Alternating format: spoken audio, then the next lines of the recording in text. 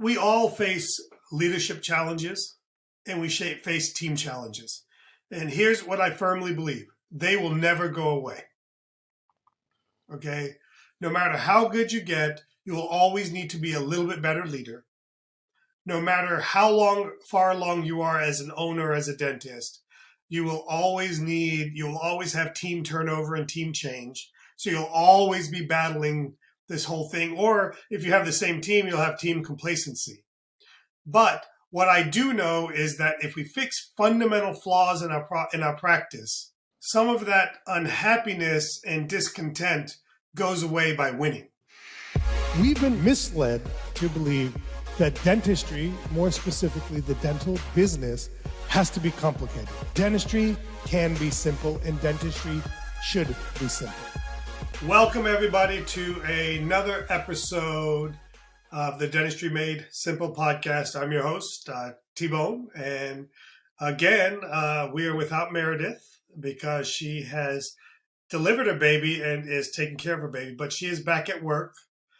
Working from home. That's one of the nice things about what she does. And one of the things I love about her is that she doesn't stop working.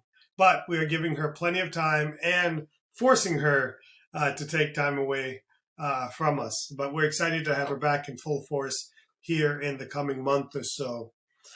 This week, I'm going to be doing another interview with Dr. Ryan Simone of Norfolk, Virginia. Ryan, how are you doing? I'm doing awesome. How's it going? I cannot complain. Have you been celebrating Dental Hygiene Week? Is it Dental Hygiene Week? Dental Hygienist Week. You know, it's Dental Hygienist Week every week at my practice. Same. It's dental everything every week at my practice. So let's not go down that road. Fair enough. So Ryan is a member of our Mastermind program here at 3D Dentist. He joined in January 2022, and he is continuing on. And so we want to take the opportunity to talk to Ryan about a little bit about his practice background, what brought him to the Mastermind program, what things he's implemented, what challenges is facing, and kind of where he wants his practice to go moving forward. So that's kind of where our conversation is going to center around. And I know that you guys are going to relate to Ryan because a lot of the things that he's going through is what we all go through, especially early in our career. So Ryan, let's start with this. Let's take a few minutes to kind of give a quick background in terms of how long you've been out of school, how you ended up in Norfolk, Virginia, how you bought your practice. Let's kind of start with that. Cool. Yeah, so I graduated from USC, that's Southern California, not South Carolina, in 2016 and stayed out in Los Angeles for another 3 years or so because my wife and I loved living in Southern California. Took a job. I was lucky to get a job in LA as an associate, and it was for a Pacific Dental Services office in Hermosa Beach. And honestly, all things considered, it wasn't bad. It was like I got to work with Sarek every day and learn how to be a dentist, basically, and learn a little bit about things I didn't want to do as well. So about 3 years in, I kind of hit the point of feeling like, okay, I'm ready to try this on my own and not be part of a DSO. It was like I'd rather die trying to do it on my own than have to play by someone else's rules, honestly. Famous last words. For some people, right. But so I linked up with, actually, it's funny, and swear to God, this is the truth, but it was ultimately because of Mastermind that I found this practice. Uh-huh. I was thinking about this today because it was Joe Busaba, who is a friend of Davey Turra, a good friend of mine, right, was practicing in Richmond, Virginia, where my sister-in-law lived. And this is right, we took a trip back east to go to a friend's wedding, and I was just getting primed, like, I'm going to find a practice. I want to do this. Richmond looked like a strong contender for where we maybe would move back to, or because I'm from Norfolk originally, and my wife is as well. And so we reached a point where it's like, California isn't sustainable. This has been great, but we got to go back to our family. So Davey connected me with Joe, and he had connected me with some practice brokers that he had spoken to. He had just recently bought a practice and in Richmond, which funnily enough was a friend of mine's dad's practice. Anyway, but he put me in touch with a guy who ended up putting me in touch with Marshall, who I bought my practice from. So, Are you sure this isn't kind of some kind of mob deal you're talking about? Which one? Well, like he put me in touch with the guy who put me in touch with the guy who put me in touch with the guy. I just had to give a carton of cigarettes to them, and then there were a couple of televisions involved that fell off a truck. I don't know much else about it. Okay, but, so yeah, so you got introduced to this practice. I got introduced to the practice through a broker who was not affiliated with one of the 5 families. Okay, perfect. And I talked to Marshall on the phone when I was in California still, and realized we knew some of the same people, but didn't necessarily hit it off on the phone. But it was like weird to meet someone on the phone. Anyway, I never forgot about his practice because it seemed kind of like the type of practice I wanted to have, which was comprehensive care. He had a cone beam. I thought that was pretty cool. That he was doing a big variety of dentistry. He was doing implants, and I wanted to get into that. And more than anything is he seemed like he could be a good mentor to me. And that's kind of what I felt like. Yeah. If I could write the narrative of like what I wanted and what I was looking for, it was try to find a practice that you can buy where the seller is going to be a mentor to you. Like that seemed kind of ideal to me. So a few months go by and I come home for Christmas. I meet Marshall. We hung out for 3 hours that night, and it was obviously a really good fit. And I knew that night that I was going to buy the practice. So it sounds like it was love at first sight. We're going to get married tomorrow. It was kind of, I think that in me, he saw someone that I think I showed respect to him, and his father started the practice and he expanded on the practice. And I think he had met with some folks that came in and he got the sense that maybe they just wanted to kind of do away with him and go their own direction with things right away. But I was kind of like, no, man, there's a lot that I have to learn, and you've built something really nice. And, you've got a couple of decades of experience on me.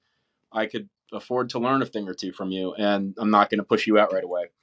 And he's also the type who wants to teach. Yeah. So you bought it. So you guys got together. It was the right fit, right situation, right opportunity. You bought the practice. Did you buy right away? Did you associate and then transition to buying? I bought it right away. Interestingly, though, I meet him. It's all great. We get married. Fly back to California, January 2020. So right before COVID. And basically we made plans to move back to drive back across the country. And so we pulled in town March 10th. March 13th. It was a Friday the 13th. And that was like when the world shut down. Actually, no, we pulled in Wednesday the 11th, and then that Friday it all went weird. Anyhow, we were set. We had an asset purchase agreement good to go for April 3rd or something. And then of course, COVID. So we didn't know what was going to happen. But the banks were not going to originate a new loan when, they were like, it was like the height of COVID. So it was like, okay, this is interesting. This is going to push things back a little bit, but we'll get this done. And we stayed open through the pandemic, working like a half day to 2 half days a week, basically just keeping people out of the emergency room. And it was like that for a couple months, I guess, before we slowly started to ramp back up. And everyone that was practicing in that time remembers what it was like. It's kind of unique, obviously, for a lot of reasons, but to slowly kind of ramp up. But point is that pushed out I didn't actually purchase the practice until August 3rd was the soonest that I could make arrangements. And it worked out better for me because, the interest rates had dropped and all that stuff. But I did buy it outright. And okay. And Marshall's, you guys initially planned for Marshall to stick around? Yes. And there was Okay. never. Did he cut down time? Did Yeah, he stay the same amount? he cut his hours back to like working in the mornings, and this is of Okay. course coming back out of like being closed for COVID, or like basically closed for COVID. So when we came back kind of full steam ahead, his clinical hours were like in the morning, and Okay. but he still, would kind of stick around in the afternoon, so like go get a bite to eat, maybe come back and like work on stuff, um, whatever that is, like his own cases, or especially in the beginning, like the first implant I placed was in this office with him kind of like close by if I needed him, and everything went fine. But kind of like just kind of there in the background. Okay. I got you. Is there an exit plan for Marshall? Is he still there? What's the plan there? He's still here, and he's cut his time back further, and so he's like Okay. Monday, Tuesday, Wednesday morning, and that's it. Okay. So he's like semi-retired at this point. Yeah, he's doing it because he's for the love of the game, really. And honestly, like it's his identity. Like this practice is his life. For better or worse, it's not like he's like a big like a sail, like he's like I got to get on my sailboat or something. Like dentistry is his hobby as much as is his career. So, and we get along too. So it is. I like having him around, and I certainly benefit a lot from it. So. Yeah. So you've owned the practice about 3 years now. Yeah. All right. So about 2 years in, a little less than 2 years in, what made you, or what challenge were you facing that you were looking to get some help from our mastermind program? I knew pretty early on that that I had a problem with basically the team, like the staff, and and I still don't understand it fully as to why Marshall could like. I'm like, do you see these people? Like, are you, like I didn't understand it, although he wanted to micromanage everything, and I guess he felt like he could sort of work around everyone. But I saw it as like, okay, well, that's great that he wanted to do that, and when he goes away though, and I'm left with people that I don't think really want to go where I want to go. That's kind of scary. That's sort of a problem. So I need to figure out how to be a leader and how to sort of redesign this practice so that the people in these roles in the practice are on the same path I am and see the vision and want the same thing I do, which, to be honest, I wasn't even exactly sure what that was. I felt like if I didn't try to figure it out, I was going to fall victim to people that did not want to change, not changing. Okay. If that makes sense. No, it totally makes sense. So what I'm hearing you saying is that, look, you walked into a practice, even though you bought it, the original, the OG was still there. So whether he or she is the owner or not, there's a lot of deference that goes to that person. You love the practice, you love Marshall, but you also have your own dream and vision, or some semblance of a vision, right, of where you wanted to get to. Yeah. What were some of the things, just a few things, or a few, a little bit about what were some of the things that you wanted to change from the business or the clinical part of the business of Sure. the practice? Let me also say, like, year one, it was like I was just so ecstatic to own a practice and to have it work, so it was great. And it was kind of like he had obviously achieved a certain level of success. So my mentality was, let me just first replicate this so I can at least do this. And then I have a feeling that as I do that, I'll start to get a sense for what things I may or may not want to change. And that's kind of what happened. But the earliest things I started to notice, in addition to like, maybe wanting to have different types of people in the practice in certain roles, was also like getting anxiety about, there was like not as much organization as maybe we'd like in terms of accounts receivable, for example, and scheduling. And again, like right away when I first bought the practice, it was like, oh, these numbers work. This is great. And then it became like, I'm working my ass off and we're like leaving 20% on the table. Like something's wrong with that, or at least I don't want to practice like that. I kind of realized, okay, there need to be systems that have to be implemented, and it's not just going to happen because because it's what I want. And what brought you to our mastermind programs specifically? Like there's lots of choices out there, right? I mean, Yeah, sure. So what about our program stuck out to you? I mean, it always helps to have a strong recommendation from a good friend. So again, I bring up Davey. So Davey and Joey, yeah. Davey was like, you just gotta do it. Just trust me.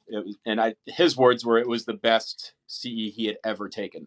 And then he gave me Sully's number, I think, and I had a conversation with Sully, and I'd kind of known about you guys just from from Facebook groups or podcasts and that sort of stuff. And like, kind of like, well, they seem like they know what they're doing. And I'm kind of like a big believer in trying to seize an opportunity when it presents itself. So here I am, and I was talking to Sully. He's like, okay, well, I can't think of a reason not to do this. I don't even know what it's going to be, but everything is telling me do this, and you're going to, be glad that you did. All right. So I hear that all the time where people it's almost like blind trust. 100%. So as a business owner, I've got to find a way to fix that a little bit. All right. So you come to the retreat for 2 to 3 days for the Jumpstart weekend, the Clarity weekend. What was your takeaway from that weekend, and what did you decide that you wanted to implement when you went back?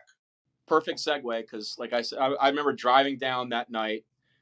I worked, I think it was a Thursday I came down, so I just went home real quick, and then drove down to Raleigh because it's not that far, and really didn't know what to expect. But like, if I had to say, the sense that I felt was like almost like not like self-congratulatory, but I was like proud to be there. And I was like, I'm not sure what I really didn't know exactly what was going to happen, but I felt like really happy and proud to be in the room. And then like very, very quickly, I sort of like had an oh shit moment, and it almost as if like you completely deconstructed me, and I was sort of like in on my high horse, and then got a dose of reality and was deconstructed. And I remember just Saturday, like, like the mind blown emoji, like it was like that. And I was listening to everything that you were saying and talking with everyone else that was there, and just feeling like part of me was like, I don't know if I can do this. Like, but like, I don't know how to do this or if I can. And I was really overwhelmed. Like, it was like scary actually. And yeah. No, I get it, because it's a lot. There is a little fear in there, but I feel like that can be a good teacher too. And then I hung around Sunday, like until everyone else left, because I just wanted to soak it all up. But I remember feeling like kind of not even fully aware of the things I've already mentioned to you about like, I know I need to change some people on the team, and it was forcing me to confront those things. And I was scared that I didn't know if I'd be able to like, can I do this? I drove back, and the weather was awful. It was like sleeting, raining, snowing kind of. And my windshield wiper was like doing this weird thing where like right where I'd want to see, I couldn't really see that well. So I had to like kind of cock my head a little bit the whole time. It's just like very uncomfortable physically and mentally. But I remember latching on to photography because that felt like something I could control. And that was a big thing that we talked about that weekend. And just for our listeners, for the audience, what did you take away from photography as the purpose of photography? What I took away from it was it felt like the fundamental building block of everything else, in terms of, I'm going to like, we'll just say case acceptance, but patient communication, all that stuff. You got to remember also, I know you know this, but like at the time, and actually until more recently than I'd like to admit, I didn't even have computers in the laboratories, I do remember that. So we did have a camera though, and talking about everything that we talked about that first weekend was so different from how I was doing things that it was just really intimidating. But I knew that I could take photographs, and I knew that I could upload them, and just, I was like gonna bring a patient back for like a planning visit and look at the photos with them and talk about it, and just kind of see if that did anything. what were your expectations after just, hey, I'm going to put photos in? What were your expectations and what was the reality? I think my expectations didn't go beyond just I'm going to do this and then we'll see. Like it was like the easy way or not easy way. It was the only way I could. That was where I had to start. I didn't know what would happen, so it was kind of like T-Bone and Sully just blew my mind wide open, and it's a little bit scary. I mean, it was just like talk about throwing the cart before the horse is how I felt. But I can take photos. Let's see what happens if I just do that. I don't know. I mean, I could get like 10 no's, goodbye, like rejections, but it was just like the concept of numbers and at bats. So what I started doing is with these cases, bringing people in and talking, and then suddenly people started accepting stuff.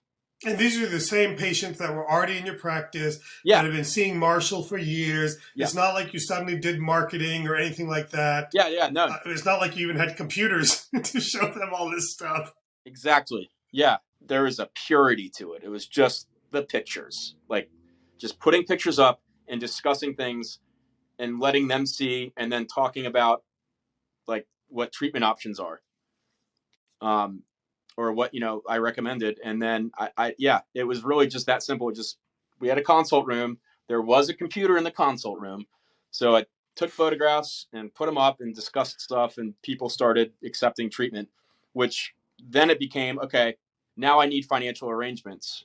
And that's work in progress still, of course, but like it became evident really quickly that now people are saying yes to, bigger stuff.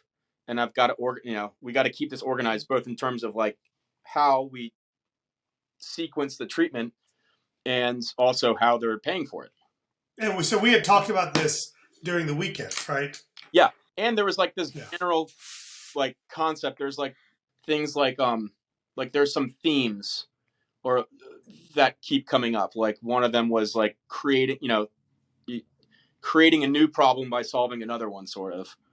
And so the photography was a great step forward, but then it created a new problem of like, how are you going to make sure that you're collecting and keeping and really I see it as like, not just so we can collect, but like as a courtesy to the patient to make their lives a bit easier and less overwhelming.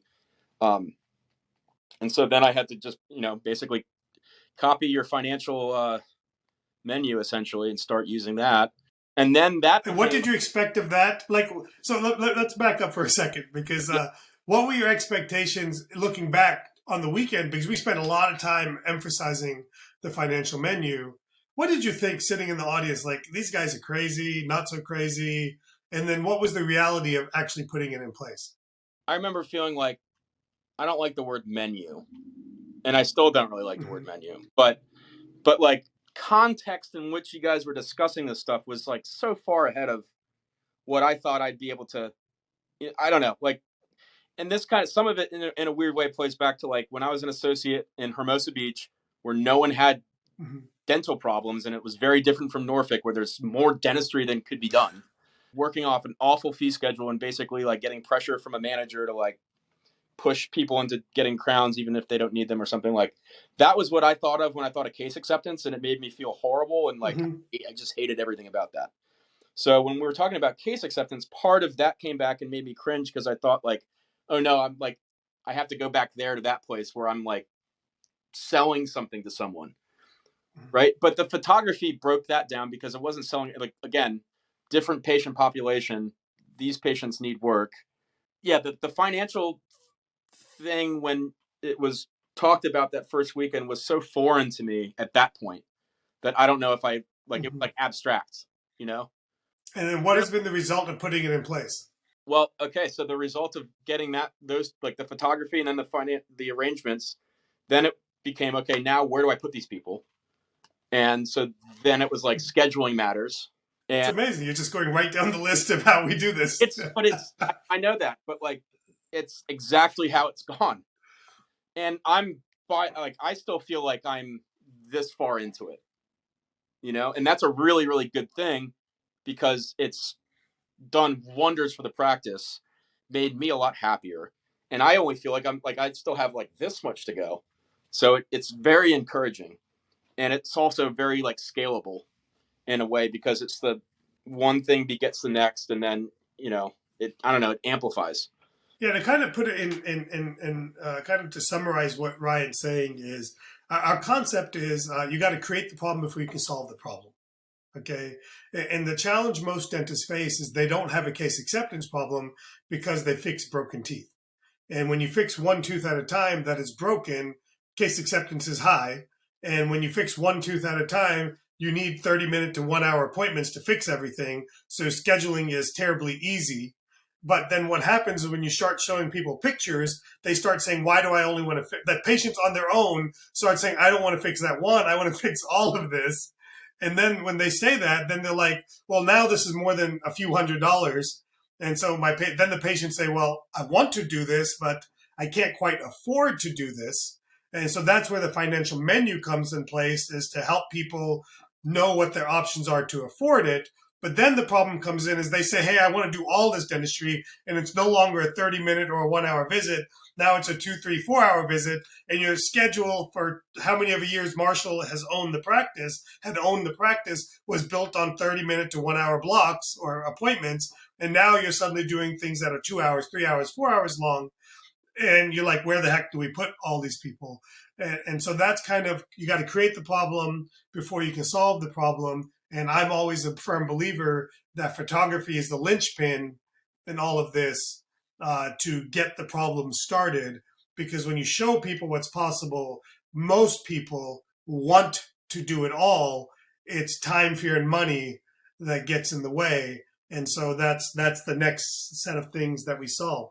Now, Ryan, you came because you wanted to be a better leader and you were worried about your team members. How has this helped that part of your practice? Like, I get a lot of support. It's real easy, even when you're still practicing with your mentor and the guy that sold you the practice, to feel like you're like sort of alone on an island, isolated as a dentist for some reason. And so just being a part of this group and talking with you all like pretty much constantly, like even if more than just like once a month on like a conference call, like there's a text thread that goes all the time, is that everyone else, and by the way, so many of them are so much further, like, years ahead of where I am now, but like they're still dealing with the same. Well, that's in your mind, by the way. They all have this. We all have the same. I have the same problem 22 years in. Yeah. That you have. No, it doesn't change. That's just it. That's what I'm saying. It's like they've been doing what I've started doing longer. Okay, that's fine. And so they're a little further ahead in one sense, but like, yeah, the problem still exists. It's the same stuff we're all dealing with. So it's helped me not feel like I'm insane, and that helps me to approach everything a little bit differently. It's a weird time right now. So back to the leadership thing. So crazy enough, I had an assistant quit today who was going to dental school next year and was already leaving like May 3rd was her last day. And I've got another assistant who's maybe going into labor right now, if not certainly tomorrow or the next day. So oh my God. The one that I really needed to stay, like I've basically kind of, I don't want to say carried her, but she's had a job here where we really didn't need her to have a job here for so long, knowing that this day would come where I'd need her for like a month or even 2 weeks. And she just had enough. So why am I saying this? I don't know. There was somewhere I was going with that. How has it helped? So I don't know. I'm still facing challenges. It can be incredibly tough. Here's what I would say, Ryan, about this. Yeah. Let me help you with this one, okay? Thank you. Is we all face leadership challenges and we face team challenges. And here's what I firmly believe. They will never go away. Okay? No matter how good you get, you will always need to be a little bit better leader. No matter how far along you are as an owner, as a dentist, you will always have team turnover and team change. So you'll always be battling this whole thing. Or if you have the same team, you'll have team complacency. But what I do know is that if we fix fundamental flaws in our practice, some of that unhappiness and discontent goes away by winning. So if I can get you to see less patients, do more in revenue, collect more money, and do more of the dentistry you like doing, you'll tolerate some of those things a little bit more because at least going to work and doing the work you like is fun. Is that a fair statement? 100%. Absolutely. Okay. So I think that's kind of where we're at. And so, if you don't mind sharing, tell us kind of what has changed economically and from a number of patients that you're seeing and the type of dentistry that you're doing. To give some context from literally implementing photography financial menu and having somebody to help hold your hand, to answer the questions, to work with your team members, doing all of that. Kind of what's happened for you there. Yeah. So long and short of it, year one, produced 1.2, collected $1 million. I'll share numbers. I don't care. It's just easier for me to do it this way, and I'm happy to share this stuff. The next year was like produced 1.4, collected 1.2, and then last year was produced 1.6, collect 1.5. So from collecting $1 million to 1.5. Part of that too is like what's also been happening is that the percentage of that, the stuff I'm bringing in that's me is gone up too. So like last, it maybe started out more like 50-50 and it's become more like 80-20. So I'm essentially producing and collecting more, like the lion's share, let's say, but I'm also working I've had more time off, okay, and the day but the main thing is like just the days are more enjoyable, and I see like a third of the patients that I used to. So even things that I don't need an hour for, I try to keep the schedule like like 6 units for for even like a single for whatever it is. And okay, this is cool because yesterday I had a look-see patient come in, and we gave her an hour, and I ended up doing root canals on 7 and 8 and posts and temp crowns and everything because she's going to New Orleans for like a week, and she leaves tomorrow, and she was like crying and so thankful, and and it was really nice to be able to do that. And she paid you. Yes, That's amazing. And we had time because there wasn't a bunch of other stuff that really didn't need to be there because the schedules are prioritized. Right. Well, and go ahead. Some days it like there could be days where it's like you have all this empty space and it doesn't translate to same day stuff, but there's always, it's time well spent. I'm doing something in that time, whether it's pulling something out of hygiene and then having like the infrastructure to like there was like a single implant I'm doing on Friday, I think, that came out of hygiene this week. And in the little bits of free time that I have, it's like I can go on Exocad and design a surgical guide and print it and have everything ready for Friday. Yeah, I think that's what people don't understand about getting rid of some of the busyness is that you leave yourself space for the opportunity when something does walk in or walk up, and the opportunity to plan and get things together and do all of that. It's pretty amazing what can be done there. So with all of this said, Ryan, what's next for Ryan Simone? Where do you want to get to, and what are you trying to work on now? That's a good question. I am still, as much as this whole thing has been an exercise in advancing like my business skill set and leadership skill set, which I want to continue to do, like to great effect. It's also developing clinically and wanting to continue to push forward with my skill set.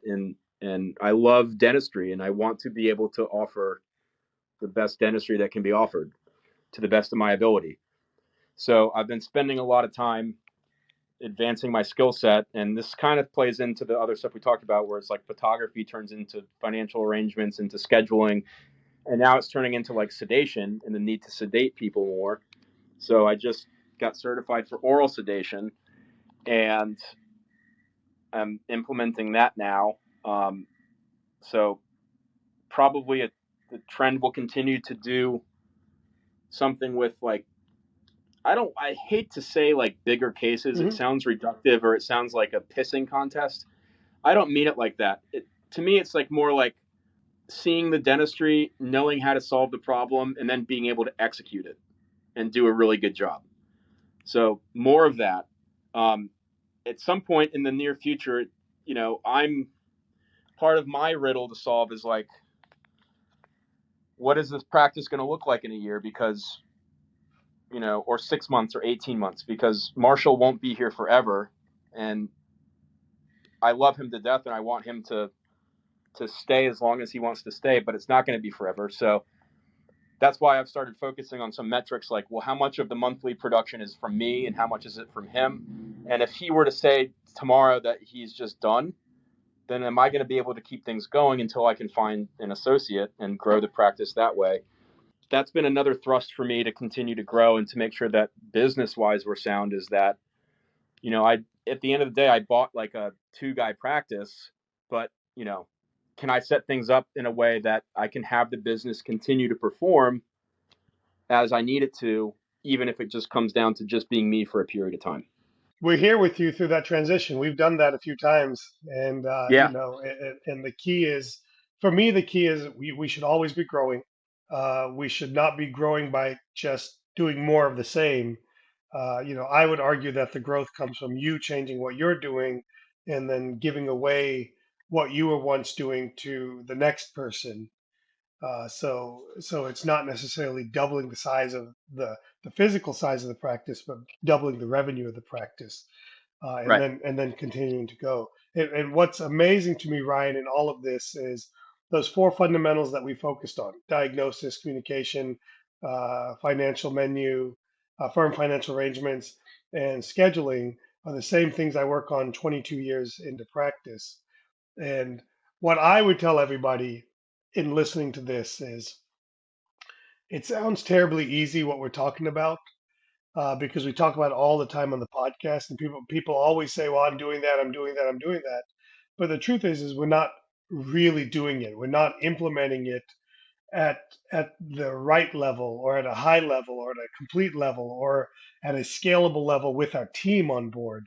And that's kind of where the real magic happens, is once you get the team on board and they're Oh, yeah. doing most of the heavy lifting.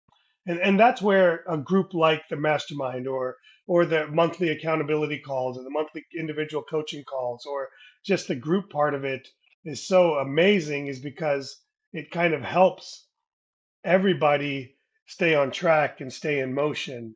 And to me, that's what most people are missing from just listening to the podcast and dabbling in the things that we're talking about.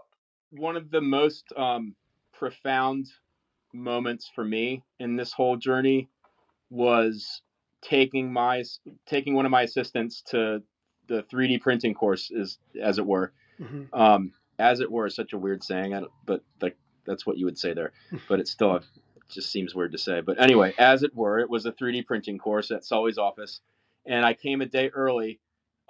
It was the week. It was like a couple days before our second weekend, Right. and I brought my assistant Maria, who's so great and so into this stuff too. And like to see her witness what it can look like, what a more mature version of the same principles and just chipping away at it for a long time, to see her see a more complete version of the vision was more overwhelming than for me to, because I still haven't even been to your office, but I've been to Sully's office, and for me it was great to see, like, but to witness her see it was really special. And what Ryan's referring to is it's not just see the office. That's really sure. Sully's office is amazing physically, but to see the autonomy and the leadership and the ownership mentality that team members have, and for other team members to see that it really is possible and that there is something greater and better available to them.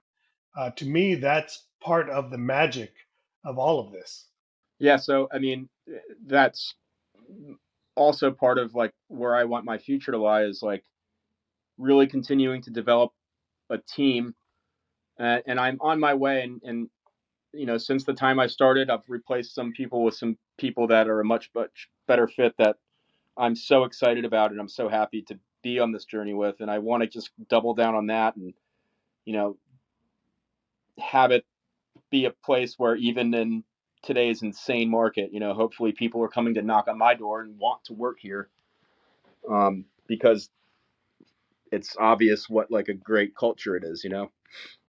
And that's the beauty of it. It's creating sustainable futures, not a, hey, 1 year success story. We want to create 10 year, 20 year, 30 years, however long your career may be. And yeah, that's amazing. So Ryan, I want to thank you for coming on and sharing kind of what's been working in your practice. And how can people get in touch with you if they want to ask you questions? Shoot me an email. My email is ryancsimone@gmail.com. That's probably the easiest way. And are What you do on most people do? are you on social media where people can slide into your DMs? They can slide into those DMs at Ramon, which is a fancy contraction of my first and last name, Rimone. Yeah, that's probably two best places. All right, perfect. Ryan, well, thank you to the audience and fans and listeners out there, to our podcast family. Thank you for tuning in this week. And we look forward to continue to bring you amazing value and each week through our podcast. So thank you guys very much. Much love. Peace.